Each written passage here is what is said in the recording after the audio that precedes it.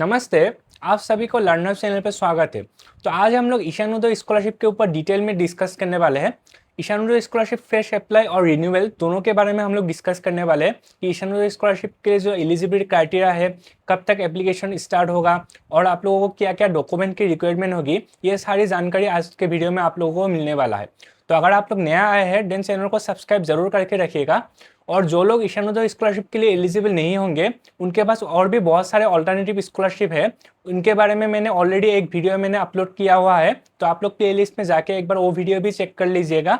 और अगर आपके मन में कोई सा भी डाउट रहा देन आप लोग कमेंट कीजिए, मुझे इन्फॉर्म कीजिए, या फिर मेरा जो इंस्टाग्राम हैंडल है लर्नअप का नया इंस्टाग्राम हैंडल, वहाँ पर आप लोग फॉलो करके वहाँ पर भी आप लोग डाउट हम मुझे पूछ सकते हैं।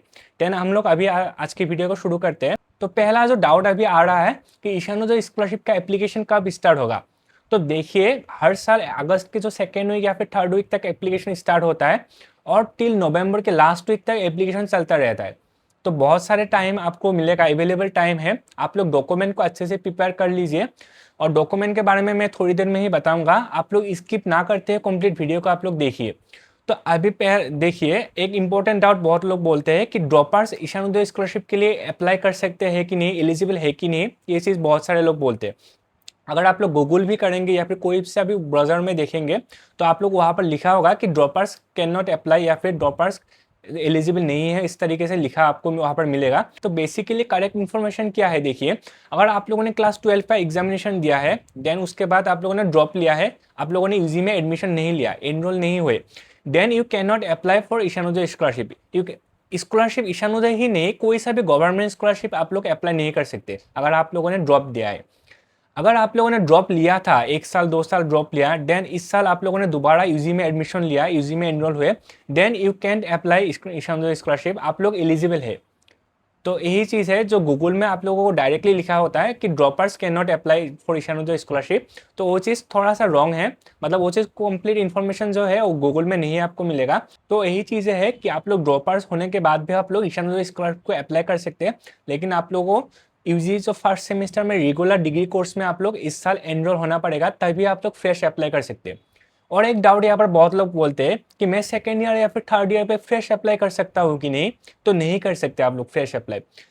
आप लोगों को फ्रेश अप्लाई करने के लिए यूजी फर्स्ट ईयर के स्टूडेंट होना पड़ेगा, वो मैंडेटरी है। अगर आप लोगों ने फर्स्ट ईयर पे अप्लाई किया देन अगर आप लोग सिलेक्टेड हुए, आप लोगों को स्कॉलरशिप अमाउंट मिला, then you can apply for second year, आप लोग रिन्यूअल कर सकते हैं। तब आप लोग रिन्यूअल कर सकते हैं second year, third year, fourth year पे आप लोग फ्रेश अप्लाई नहीं कर सकते। आप लोगों को फ्रेश अप्लाई फर्स्ट ईयर पे करना पड़ेगा और उसके बाद आपको सिलेक्ट होना पड़ेगा। सिलेक्ट होने के बाद ही आप लोग सेकेंड ईयर थर्ड ईयर के लिए आप लोग रिन्यूअल के लिए एलिजिबल होंगे। और एक डाउट बहुत लोग बोलते हैं कि मैंने ऑनलाइन डिग्री लिया या फिर डिस्टेंस में मैं पढ़ाई कर रहा हूँ, देन मैं अप्लाई कर सकता हूँ कि नहीं।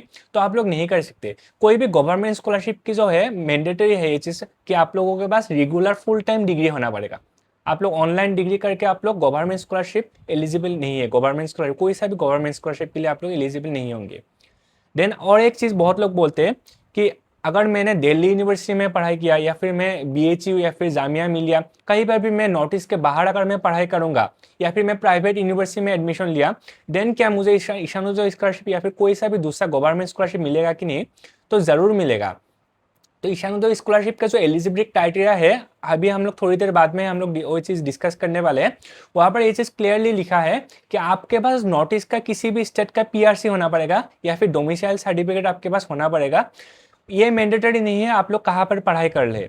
पढ़ाई आप लोग नोटिस के बाहर भी कर सकते हैं, नोटिस के अंदर भी कर सकते हैं। कोई भी प्राइवेट यूनिवर्सिटी, कोई भी गवर्नमेंट यूनिवर्सिटी, कोई भी डिग्री आप लोग कर सकते हैं। जनरल डिग्री हो, बीए, बीएससी, बीकॉम या फिर प्रोफेशनल कोर्स भी, बीटेक हो सकता है, एमबीबीएस हो सकते हैं। कोई भी कोर्स आप लोग कर सकते हैं, कहीं पे भी कर सकते हैं। ये चीज़ मैंडेटरी नहीं है कि आप लोगों को नोटिस में ही पढ़ाई करना पड़ेगा। सिर्फ ये मैंडेटरी है आपके पास नोटिस का पीआरसी या फिर नोटिस का किसी स्टेट का डोमिसाइल सर्टिफिकेट होना मैंडेटरी है। आप लोग पढ़ाई आप लोग कहीं से भी कर सकते हैं, बाहर भी कर सकते हैं, लेकिन आप लोगों के पास नोटिस का पीआरसी होना ज़रूरी है। तो ईशानोदय स्कॉलरशिप या फिर कोई सा भी गवर्नमेंट स्कॉलरशिप का जो अप्लाई है वो नेशनल स्कॉलरशिप पोर्टल में होता है, मतलब एनएसपी का जो पोर्टल है। तो अप्लाई जब स्टार्ट होगा मैं दोबारा आपके पास नया वीडियो लेके आऊँगा कि कैसे कहाँ पर अप्लाई करना है। तो इसीलिए आप लोग चैनल को सब्सक्राइब जरूर करके रखिएगा। तो अभी हम लोग देखने वाले हैं कुछ फ्रीक्वेंटली आस्क्ड जो क्वेश्चन है जो एनएसपी मतलब ईशानोदय स्कॉलरशिप के ऊपर। तो अभी आप लोग स्क्रीन में देखिए। तो पहला क्वेश्चन यहाँ पर है, can all north eastern region students apply for Ishan Uday scholarship? तो ये चीज़ नो है। क्यों नो है? देखिए, आपके पास 4.5 लाख के नीचे पेरेंशियल इनकम होना पड़ेगा, तभी आप लोग ईशानोदय स्कॉलरशिप के लिए अप्लाई कर सकते हैं। और नॉर्थ ईस्ट का पीआर से होना तो वो मैंडेटरी है। नेक्स्ट क्वेश्चन देखिए आप लोग, are students required to have domicile certificate of north eastern region? तो ये चीज़ मैंडेटरी है। देन थर्ड नंबर पे आप लोग देखिए, can student apply in the UG scholarship when he has enrolled in integrated programme?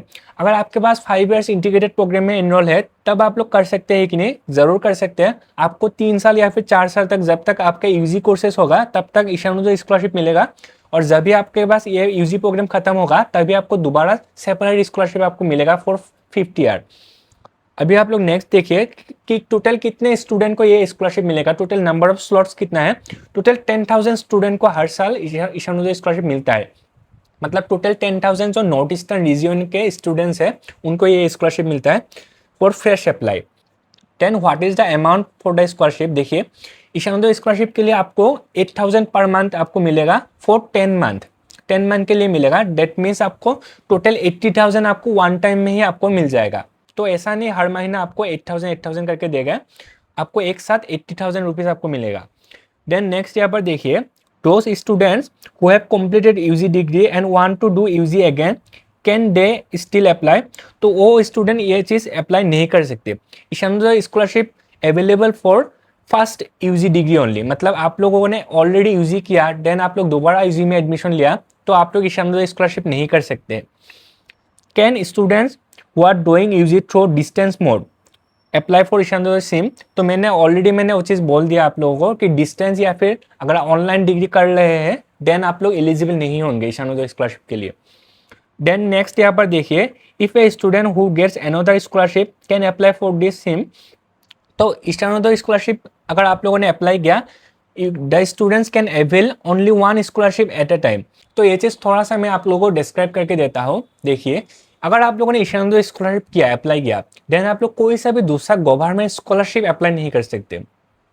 तो इसका मतलब ये नहीं है आप लोग प्राइवेट स्कॉलरशिप नहीं कर सकते। आप लोग प्राइवेट स्कॉलरशिप जैसे HDFC, SBI, रिलायंस, तो ये सब जो स्कॉलरशिप है आप लोग वो सब अप्लाई कर सकते हैं, उसमें कोई रेस्ट्रिक्शन नहीं है। लेकिन आप लोग दूसरा गवर्नमेंट स्कॉलरशिप अप्लाई नहीं कर सकते जो NSP पोर्टल के साथ रिलेटेड हो। मतलब ऐसा नहीं है कि आपके पास NSP पोर्टल में, क्योंकि आप लोग एक ही स्कॉलरशिप कर सकते हैं और बहुत सारे स्कॉलरशिप जो NSP पोर्टल में नहीं होते, डायरेक्ट आपके कॉलेज प्रोवाइड करता है, जो डायरेक्टर ऑफ हायर एजुकेशन है या फिर UGC है। लेकिन ये सब जो डिपार्टमेंट है वो NSP के साथ ही रिलेटेड है। तो इसलिए आप लोग ये कोई भी गवर्नमेंट स्कॉलरशिप करने से पहले आप लोग वो चीज़ चेक कर लीजिए कि ये चीज़ ईशानोदय स्कॉलरशिप या फिर NSP पोर्टल के साथ रिलेटेड है कि नहीं। अगर आपको ये चीज़ पकड़ा गया कि आप लोगों ने 2-3 स्कॉलरशिप आप लोगों ने अप्लाई किया, तो सारा जो एप्लीकेशन है आपका वो कैंसिल हो जाएगा। तो NSP जो ईशानोदय स्कॉलरशिप है, इसका जब आप लोग डॉक्यूमेंट सबमिट करेंगे तब आपके पास एक एफिडेविट सबमिट करना पड़ेगा कि आप लोगों ने कोई दूसरा स्कॉलरशिप अप्लाई नहीं किया। उसका प्रूफ आपको सबमिट करना पड़ेगा। तो मैं वो चीज़ दोबारा डिस्क्राइब करूंगा कि डॉक्यूमेंट सेक्शन में कि क्या क्या डॉक्यूमेंट चाहिए होगा। और एक चीज़ बहुत लोग बोलते हैं, जो असम के या फिर जो स्टेट गवर्नमेंट के जो स्कीम है, जैसे निजुत मयना आसुनी, निजुत बाबू आसुनी या फिर जो स्कूटर स्कीम है, तो ये सब जो है वो इफेक्ट नहीं डालता है। ईशानोदय स्कॉलरशिप या फिर कोई भी नेशनल लेवल जो स्कॉलरशिप है उसमें इफेक्ट नहीं डालता। क्यों नहीं डालता? देखिए, ये जो स्टेट गवर्नमेंट के स्कीम्स है ये सब टेम्पोररी स्कीम्स है कि इस साल आप लोगों को निजुत मयना प्रोवाइड किया या फिर स्कूटर प्रोवाइड किया, नेक्स्ट ईयर हो सकता है ये चेंजेस भी हो या फिर नेक्स्ट ईयर हो सकता है कि प्रोवाइड ना भी करे। तो इसलिए ये चीज़ टेम्पोररी स्कीम है। और जो स्कॉलरशिप है, ईशानोदय हो या फिर कोई सा भी दूसरा स्कॉलरशिप जो NSP पोर्टल के थ्रू आप लोग करेंगे, ये चीज़ परमानेंट स्कॉलरशिप है। तो निजुत मयना, निजुत बाबू आसुनी जो है वो स्कॉलरशिप नहीं है, वो एक स्टेट गवर्नमेंट का एक स्कीम है। तो वो चीज़ कोई सा भी मैटर नहीं करता आप लोगों ने स्टेट गवर्नमेंट से आप लोगों ने क्या अप्लाई किया क्या नहीं किया वो चीज़। इसलिए आप लोग ईशानोदय भी कर सकते हैं, निजुत मयना निजुत बाबू कर सकते हैं, या फिर आप लोग निजुत मयना निजुत बाबू नहीं करके आप लोग स्कूटर भी आप लोग ले सकते हैं। तो इसमें कोई सा भी इफेक्ट नहीं डालेगा। तो ये जो दो चीज़ें हैं, स्टेट गवर्नमेंट की स्कीम और सेंट्रल गवर्नमेंट की स्कीम, ये दो अलग अलग चीज़ है। सेंट्रल गवर्नमेंट का जो स्कॉलरशिप है वो परमानेंट है और स्टेट गवर्नमेंट की स्कीम जो है वो टेम्पोररी है। तो आप लोग अप्लाई कर सकते हैं, आप लोग जितने भी स्टेट गवर्नमेंट की स्कीम है आप लोग अप्लाई कर सकते हैं, उसमें कोई रेस्ट्रिक्शन नहीं है। तो ईशानोदय स्कॉलरशिप आप लोग अप्लाई एक ही, यहाँ पर जो लिखा है अभी आप लोग स्क्रीन में देखिए कि student can avail only one scholarship at a time. तो ये जो चीज़ है वो एनएसपी पोर्टल में आप लोग एक ही स्कॉलरशिप अप्लाई कर सकते हैं, और एनएसपी पोर्टल के रिलेटेड जितने भी स्कॉलरशिप है उनमें आप लोग अगर ईशानोदय स्कॉलरशिप अगर आपने अप्लाई किया 10, आप लोग कोई सा भी दूसरा स्कॉलरशिप आप लोग अप्लाई नहीं कर सकते। देन यहाँ पर नेक्स्ट देखिए, what is the procedure of selection under this scholarship. तो यहाँ पर 50% जो स्लॉट्स है वो आर्ट्स, ह्यूमैनिटीज जो और सोशल साइंस और कॉमर्स बैकग्राउंड के लिए रिजर्व है, और 50% फॉर साइंस बैकग्राउंड। तो इसका मतलब अभी दो कट ऑफ निकलेगा, एक for arts and commerce background और एक फॉर साइंस बैकग्राउंड। और आर्ट्स एंड कॉमर्स का थोड़ा सा कट ऑफ भी हाई रहता है, अमूमन 80% के आसपास रहता है नॉर्मली। लेकिन यहाँ पर क्यों कट ऑफ हाई रहता है, देखिए आर्ट्स एंड कॉमर्स बैकग्राउंड के जो स्टूडेंट को अगर आप लोगों ने कंबाइन कर लिया तो बहुत सारे स्टूडेंट होंगे, और बहुत सारे नंबर ऑफ स्टूडेंट यहाँ पर अप्लाई करेंगे, और उनके मार्क्स भी बहुत ज़्यादा होंगे। और साइंस के जो बैकग्राउंड के स्टूडेंट है वो नंबर ऑफ स्टूडेंट थोड़ा सा कम रहता है, इसलिए कट ऑफ भी थोड़ा सा लो रहता है। तो और एक चीज़ यहाँ पर देखिए कि ईशानोदय स्कॉलरशिप अप्लाई करने के लिए आपके पास कोई मिनिमम परसेंटेज नहीं चाहिए कि आपको 75 होना पड़ेगा, 85, तो ऐसा नहीं है। ईशानोदय स्कॉलरशिप आप लोग 60% मिलने पे भी अप्लाई कर सकेंगे, लेकिन अमाउंट आपको नहीं मिलेगा। तो अमाउंट जो कट ऑफ है बेसिकली हर साल अराउंड 80% का कट ऑफ रहता है। लेकिन आपके पास अगर 74, 75, 76% भी है, आप लोग ईशानोदय स्कॉलरशिप को ही अप्लाई कीजिए, क्योंकि यहाँ पर जो अमाउंट है वो बहुत ज़्यादा है, और इसके मुकाबले जो बाकी स्कॉलरशिप है वहाँ पर अमाउंट जो है वो बहुत ही कम में रहता है, मतलब 20,000 25,000 रहता है। तो इसलिए आप लोग थोड़ा सा रिस्क लीजिए, लेके आप लोग ईशानोदय स्कॉलरशिप को ही अप्लाई कीजिए अगर आपके पास 74 75% के आसपास मार्क्स है। तो यह अभी आप लोग नेक्स्ट देखिए, how many times applications are invited in a year. तो हर साल आप लोग एक ही बार आप लोग अप्लाई कर सकते हैं। नेक्स्ट यहाँ पर देखिए कि I have submitted the application, am I eligible to receive the scholarship. तो अगर आप लोगों ने एप्लीकेशन सबमिट किया, देन आपके पास फर्स्ट इंस्टीट्यूशन लेवल में वेरिफिकेशन होगा, मतलब आपका यूनिवर्सिटी वेरीफाई करेगा। देन डिस्ट्रिक्ट लेवल पे, स्टेट लेवल पे आपके पास ऑफिसर होंगे, नोडल ऑफिसर, वो लोग वेरीफाई करेंगे। देन आपका वेरिफिकेशन कंप्लीट होने के बाद मेरिट लिस्ट प्रिपरेशन होगा, और लगभग यहाँ पर 1 ईयर का टाइम लग जाता है। मतलब अगर आप लोगों ने इस साल अप्लाई किया, नेक्स्ट ईयर तक आपको अमाउंट रिसीव होंगे। देन देखिए, what is the procedure of scholarship disbursement. तो स्कॉलरशिप का जो अमाउंट है वो यूजीसी ही डायरेक्टली मतलब आपके बैंक अकाउंट में ट्रांसफर करेगा, और आपका जो बैंक अकाउंट है वो आधार से सीडेड होना पड़ेगा, मतलब आधार कार्ड के साथ आपके पास लिंक होना, अकाउंट होना पड़ेगा, वो चीज़ मैंडेटरी है। देन देखिए, can the application be cancelled after verification by the institute. तो एप्लीकेशन कैंसिल हो सकता है अगर आपके पास कोई भी रॉन्ग डॉक्यूमेंट्स अगर आप लोगों ने सबमिट किया, रॉन्ग इन्फॉर्मेशन अगर प्रोवाइड किया, उसके बाद आपको टाइम मिलेगा, आपके पास मैसेज, टेक्स्ट मैसेज आएगा, आप लोग वो चीज़ ठीक कर सकते हैं। Then is it necessary to have, ये चीज़ जो है इंस्टीट्यूशन का है, मतलब इंस्टीट्यूशन कोड एक होना पड़ेगा। वो चीज़ हर इंस्टीट्यूशन का अपना अपना एक AISHE जो है वो एक कोड रहता है, वो सबका होता है अपना अपना। देन यहाँ पर नेक्स्ट देखिए, how to know the deadlines for application, मतलब इंस्टीट्यूशन या फिर जो डिस्ट्रिक्ट स्टेट लेवल का वेरिफिकेशन का डेडलाइन, आपको ये सारा जो जानकारी है वो NSP के पोर्टल में आपको मिल जाएगा। वो चीज़ मैं दोबारा में जब अप्लाई प्रोसेस को मैं डिस्क्राइब करूँगा तब मैं ये चीज़ भी बोल दूंगा आपको कि एप्लीकेशन डेडलाइन क्या है क्या नहीं है। Then how to know the contact details of nodal office, nodal officer का कॉन्टैक्ट भी आपको पोर्टल में ही मिल जाएगा। अगर आपके पास कोई सा भी डाउट उस तरह का सा रहा, देन मुझे कॉन्टैक्ट कीजिएगा, मैं वो चीज़ आपको प्रोवाइड कर दूंगा। देन यहाँ पर देखिए, which students can apply for renewal. तो यहाँ पर देखिए, the scholarship are renewed for the next year of study of successfully completion, मतलब सक्सेसफुली आपके पास कॉम्प्लीशन होना पड़ेगा, फर्स्ट ईयर आप लोगों को कंप्लीट करना पड़ेगा। मतलब अगर आप लोगों ने, यहाँ पर बहुत सारे लोगों का ये डाउट रहता है कि अगर मेरा बैकलॉग रहा देन मुझे स्कॉलरशिप मिलेगा कि नहीं, तो ज़रूर मिलेगा, क्योंकि इंडियन यूनिवर्सिटीज़ में ये सिस्टम है कि अगर आपके पास बैकलॉग रहा उसके बाद भी आप लोग प्रोमोटेड होते हैं नेक्स्ट सेमेस्टर में। प्रोमोटेड होने के बाद बैकलॉग का दोबारा एग्जाम देते हो बैक का, और बैक क्लियर करते हो, तो उस तरीके से होता है सिस्टम। और कई कई जगह में, कई कई कोर्स में ये सिस्टम है कि जब तक आपके पास बैक है तब तक आप प्रोमोट नहीं होते हो नेक्स्ट सेमेस्टर में। तो अगर ऐसा है आपके कोई कॉलेज में आकर, यूनिवर्सिटी में, देन आप लोग एलिजिबल नहीं होंगे।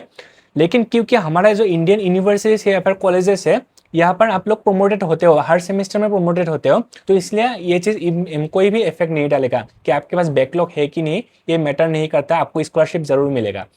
अगर आपको फर्स्ट ईयर में सिलेक्ट हो गए, फर्स्ट ईयर में सिलेक्ट होने के बाद अगर आपके पास अमाउंट मिल गया, देन आप लोग अगले जो नेक्स्ट 2-3 साल तक आपको ये अमाउंट स्कॉलरशिप जो है वो मिलता रहेगा। उसमें अगर आपके पास बैकलॉग है, बैकलॉग नहीं है, ये चीज़ मैटर नहीं करता। तो नेक्स्ट यहाँ पर देखिए, can student edit the application after the closing date. तो अगर आपका एप्लीकेशन क्लोज हो गया, मतलब एप्लीकेशन डेडलाइन क्लोज होने के बाद आप लोग दोबारा आप लोग एडिट नहीं कर सकते। उससे पहले अगर आप लोगों ने कोई गलती किया, देन आप लोग एडिट कर सकते हैं। तो अभी आप लोग देख सकते हैं स्क्रीन में ये जो डॉक्यूमेंट लिस्ट है, ये ईशानोदय स्कॉलरशिप ऑनलाइन अप्लाई करने के बाद लास्ट में आपके यूनिवर्सिटी में या फिर कॉलेजेस में ये सारे डॉक्यूमेंट जो है वो सबमिट करना पड़ेगा ऑफलाइन। तो पहले आपका डोमिसाइल सर्टिफिकेट या फिर पीआरसी चाहिए, और नोटिस का किसी भी स्टेट का डोमिसाइल या फिर पीआरसी मैंडेटरी है। देन इनकम सर्टिफिकेट चाहिए, 12th का मार्कशीट चाहिए, अंडरटेकिंग चाहिए for not availing any other scholarship. तो ये जो अंडरटेकिंग का फॉर्मेट है वो वीडियो के डिस्क्रिप्शन में आपको मिल जाएगा। और जो अंडरटेकिंग में मजिस्ट्रेट का साइन चाहिए या फिर कोई भी फर्स्ट क्लास ऑफिसर का। देन ज्वाइनिंग कम वेरिफिकेशन जो ओरिजिनल चाहिए। ज्वाइनिंग कम वेरिफिकेशन आपको कहाँ पर मिलेगा, आप जब अप्लाई करेंगे, अप्लाई कंप्लीट होने के बाद जो पोर्टल है एनएसपी पोर्टल में है, ये आपको मिल जाएगा। एट लास्ट में जब आपका डॉक्यूमेंट सबमिशन सेक्शन आएगा वहाँ पर आप डाउनलोड कर सकते हैं। देन जो लास्ट क्वालिफाइंग जो मार्कशीट है आपका 12th का मार्कशीट, जो लोग रिन्यूअल करना चाहते हैं वो लोग अपना semester marksheet, previous semester marksheet यहाँ पर देना पड़ेगा। देन आधार कार्ड, बैंक डिटेल्स, बैंक की जो पासबुक है वो आधार सीडेड होना पड़ेगा, मतलब आधार कार्ड के साथ लिंक रहने वाला बैंक अकाउंट चाहिए। Then student ID card. बहुत लोग बोलेंगे जो ईजी फर्स्ट सेमिस्टर के स्टूडेंट्स हैं कि उनको तो अभी तक आईडी कार्ड नहीं मिला, तो जब आपका आईडी कार्ड इशू होगा उनके बाद ही आप लोग अप्लाई कर सकते हैं। देन एडमिशन रिसिप्ट चाहिए और अटैच है पासपोर्ट साइज़ फ़ोटो। तो यही था ईशानोदय स्कॉलरशिप के लिए जो ज़रूरी डॉक्यूमेंट्स है। तो आज की वीडियो के लिए इतना ही। अगर आपको वीडियो अच्छा लगा, लाइक कीजिए, अपने दोस्तों को भी शेयर कीजिए, और कोई सा भी स्कॉलरशिप रिलेटेड जो अपडेट है उनके लिए चैनल के साथ आप लोग बने रहिए। हमारा इंस्टाग्राम पेज को भी आप लोग फॉलो कर सकते हैं। और कोई सा भी डाउट अगर रहा देन आप लोग कमेंट कीजिए, मुझे इन्फॉर्म कीजिए, डीएम भी कर सकते हैं, मैं तुरंत आप लोगों को रेस्पॉन्स करूँगा। तो इतना ही बोल के आज की वीडियो को हम लोग समाप्त करते हैं। धन्यवाद।